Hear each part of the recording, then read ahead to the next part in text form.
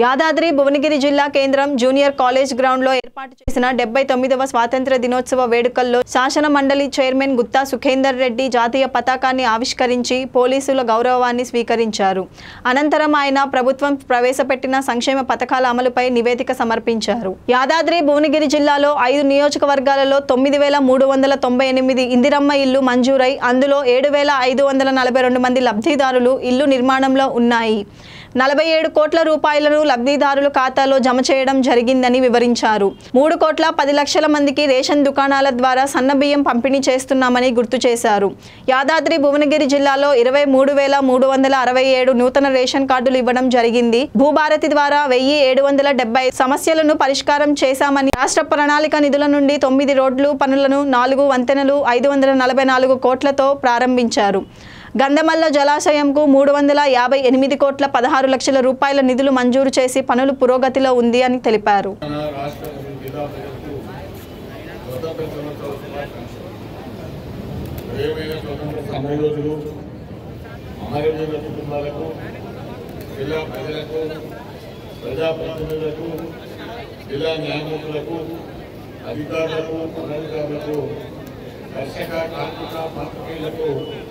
విద్యార్థులకు వార్తా స్వతంత్ర దినోత్సవ శుభాకాంక్షలు. సంక్షేమ కార్యక్రమాల ప్రగతిని మీకు వివరించడానికి సంతోషిస్తా ఉన్నాను. ఆడబిడ్డలకు అన్నదాతలు, ఆడబిడ్డలు ఆనందంగా ఉన్నా ఇంటనే మహాలక్ష్మి కంటలుస్తాము. అందుకే రాష్ట్రంలో 1 కోటి మంది ఆడబిడ్డలను పోలీసులను చేయాలనే సంకల్పంతో ప్రభుత్వం అనేక కార్యక్రమాలను చేపట్టింది. ప్రజా ప్రభుత్వం బాధ్యత స్వీకరించిన 48 గంటల్లోనే మహాలక్ష్మి పథకం కింద ఆడబిడ్డలకు ఆర్టీసీలు ఉచిత రవాణా సౌకర్యం కల్పించింది. ఈ పథకం కింద ఆడబిడ్డలకు 6,790 కోట్ల ఆదాయం ఆదాయింది. ఇటీవల 200 కోట్ల జీరో టికెట్ల మైలురాయిని దాటడం మా విజయాలలో మరొక మైలురాయి. రాష్ట్రంలో ఆడబిడ్డల సంక్షేమం అభివృద్ధి కోసం మా ప్రభుత్వం మొత్తం 46,689 కోట్లు సమకూర్చింది.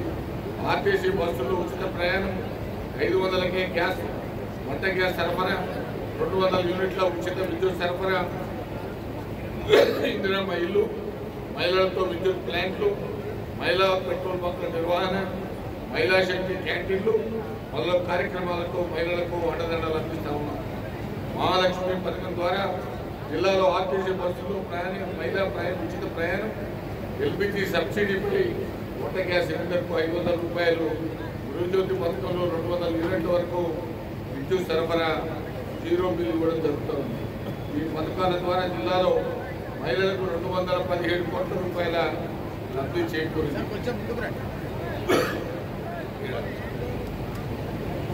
ఇందిరమ్మ ఇళ్ల నిర్మాణం తొలి విడతగా ప్రతి నియోజకవర్గంలో 3,500 ఇందిరమ్మ ఇళ్ల మంజూరు చేశాం.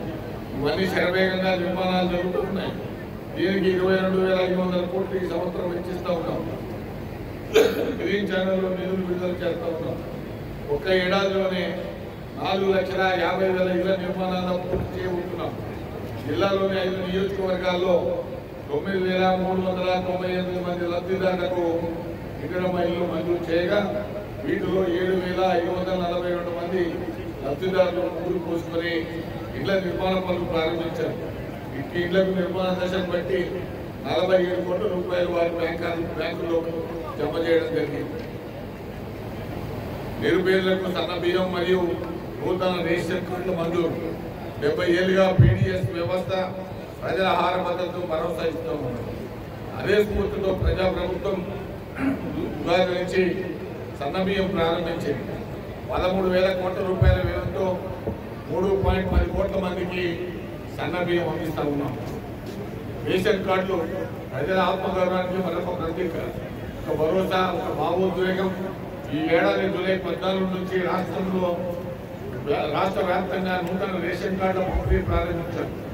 10 ఏళ్ల తర్వాత చేతిలోనే రేషన్ కార్డుతో రేషన్ షాపుల వద్ద సందడి కనిపిస్తూ ఉన్నాయి. మన జిల్లాలో నూతన రేషన్ కార్డు మంజూరు ప్రక్రియ జరుగుతూ ఉంది. జిల్లాలో 23,367 నూతన కార్డులు ఇవ్వడం జరిగింది. దీని ద్వారా 71,530 మందికి లబ్ధి చేకూర్చినది. గతంలో ఉన్న రేషన్ కార్డుకు అదనంగా 63,965 మంది సభ్యులను చేర్చడం జరిగింది. వ్యవసాయ శాఖ గత ఏడాది ఇదే ఆగస్టు 15న రుణమాఫీకి శ్రీకారం చుట్టారు. రాష్ట్రంలో 25,35,000 మంది రైతులకు 20,616 కోట్ల రుణమాఫీ చేసి ఈ దేశంలోనూ ఏ రాష్ట్ర ప్రభుత్వం రాయని కొత్త చరిత్ర రాశారు. ఆర్థిక పరిస్థితి సహకరించకపోయినా గత పాలకుల శాపాలై వెంటాడుతున్న రైతుల విషయంలో రాజీ పడలేదు. తెలంగాణ రైతులు రుణమాఫీ చేసి దేశంలో అత్యధిక పంట పండించే దిశగా ప్రోత్సహించారు.